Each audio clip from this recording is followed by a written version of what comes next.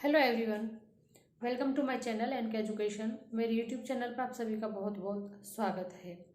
आज एक फिर से बिग अपडेट हम अपने शिक्षा मित्रों के रिगार्डिंग लेकर आए हैं, जिसमें जो संगठन है उनकी एकजुटता और जितने भी शिक्षा मित्र हैं उन्होंने अपने समाचार के माध्यम से अपना मैसेज देने का प्रयास किया है। और एक अच्छी पहल है जिसमें हम आपसे पहले भी कहते रहे हैं कि आप किसी भी प्लेटफॉर्म पे सही अपनी जो बातें हैं उन्हें रखना सीखिए, तभी जाकर ये सब संभव हो पाएगा जो हम चाहते हैं। तो इसी के रिगार्डिंग सबसे पहले जो आज हमारे पास न्यूज़ है वो, हाँ, यहाँ पर देखिएगा जो क्योंकि जो बजट है केंद्र में तो पास हो चुका, आप सभी जानते हैं। अब बात हम अपने उत्तर प्रदेश की करेंगे तो वहां पर कब कैसे क्या होगा, उसके लिए शिक्षा मित्रों ने पहले से ही एक अच्छा कदम उठाया है। क्या कदम है कि प्रदेश में विधानमंडल का सत्र होना है जो 18 फरवरी को होना है। तो उस 18 फरवरी को जो शुरू होगा उसके संबंध में पहले से ही उन्होंने एक अपना रणनीति तैयार की है, जिसके तहत अब पहले हम बिल्कुल जो एज इट इज़ हम अपने लैपटॉप पर बिल्कुल आपको पढ़ के सुनाएंगे, ताकि आपको ये ना लगे कि र्यूमर है, क्योंकि अभी तक मैंने एक भी न्यूज़ ऐसी नहीं बनाई है जिसका मेरे पास ऑथेंटिक कोई प्रूफ ना हो। तो इसमें सबसे पहले हम देखेंगे तो यहाँ पर है कि प्रदेश में विधानमंडल का सत्र 18 फरवरी से शुरू हो रहा है। इसमें नए वित्तीय वर्ष 2025-26 का बजट पेश किया जाएगा।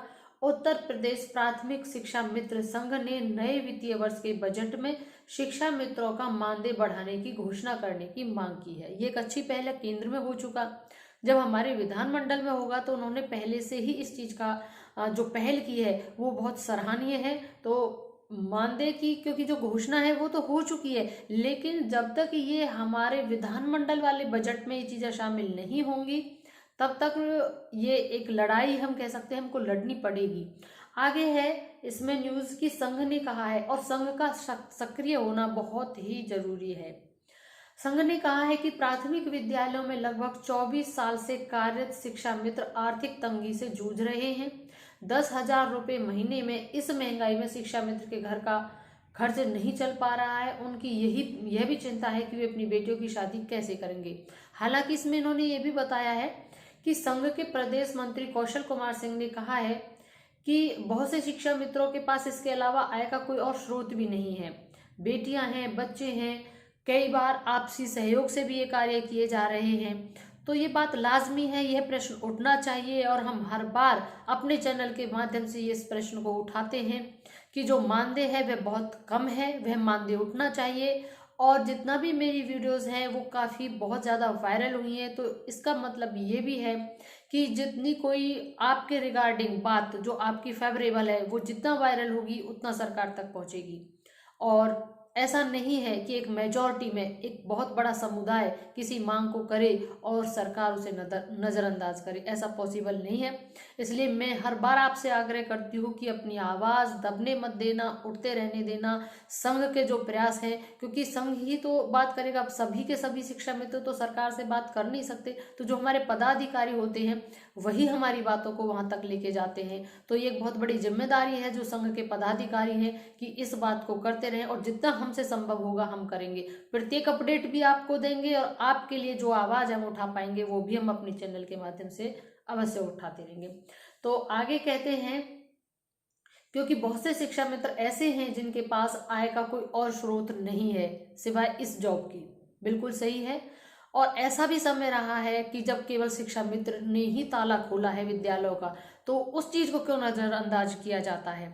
तो हालांकि संगठन की जिला इकाई शिक्षा मित्रों की बेटी की शादियों में मदद कर रही है, लेकिन पर्याप्त व्यवस्था होने से शिक्षा मित्रों की बेटियों की शादी की चिंता सता रही है। कोई मदद करे, ये कोई श्योरिटी नहीं, कोई सिक्योरिटी नहीं। हमको चाहिए सिक्योरिटी, और हम अपने काम स्वयं करना चाहते हैं। तो इसमें आगे उन्होंने मांगे बढ़ाई है कि शिक्षा मित्रों की समस्याओं के संदर्भ में ठोस कदम उठाने की मांग की है, और उन्होंने कहा है माननीय मुख्यमंत्री जी से कि उनकी समस्याओं के संदर्भ में कोई ठोस कदम उठाया जाए। केवल मानदेय बढ़ोतरी ही नहीं, और भी जैसे कि सेवानिवृत्ति है उसको भी 62 वर्ष किया जाए, सेवानिवृत्ति पर क्या क्या लाभ मिलने चाहिए वो भी किया जाए। और हमारे बहुत से शिक्षा मित्रों ने इसके रिगार्डिंग अपने पोस्ट भी डाले हैं कि किस प्रकार से उनका जो सम्मान है समायोजन के बाद खोया है उन्होंने, क्योंकि जो समायोजन किया गया था उस समायोजन में, और जब उनका समायोजन रद्द किया गया उसकी स्थिति में आप भली भांति परिचित हैं। और जो नहीं है उनको ये सोचना चाहिए कि एक बार समायोजन होने के बाद जब उसे रद्द किया जाता है तो उसका क्या हम आपको बताएं। हम हमारे सभी शिक्षा मित्र भाई बहनों ने इसके रिगार्डिंग भी एक पोस्ट किया है जहां पर उन्होंने अपने नाम के सहित पूरा डिटेल में जानकारी देने का प्रयास किया है कि किस प्रकार से उन्होंने यहाँ पर अपनी आजीविका चलाने का और उन्होंने जो सम्मान खोया उसको करने का किस प्रकार से सभी कार्य वो कैसे कैसे कर पाए। तो इसमें यही हम कहेंगे सभी अपने शिक्षा मित्र बहन भाइयों से कि आप जो भी है अपने प्रयास करते रहें और हम भी अपने प्रयास करते रहेंगे। जो जीवन यापन अभी बजट विधानमंडल में जो पेश होगा आपकी मांग वहां पर पहले ही पहुंच जानी चाहिए। हमने भी प्रयास किया है और आगे भी करते रहेंगे। एक 62 वर्ष का आप सभी का आ रहा है सेवानिवृत्ति का, एक टेट का मामला आ रहा है, यानी सभी शिक्षा मित्रों के जो भी चाहे वो टेट के रिगार्डिंग हो, क्योंकि जिन्होंने टेट क्वालिफाई किया है जिन्होंने टेट क्वालिफाई नहीं किया है उन सभी की भी बातें आती हैं।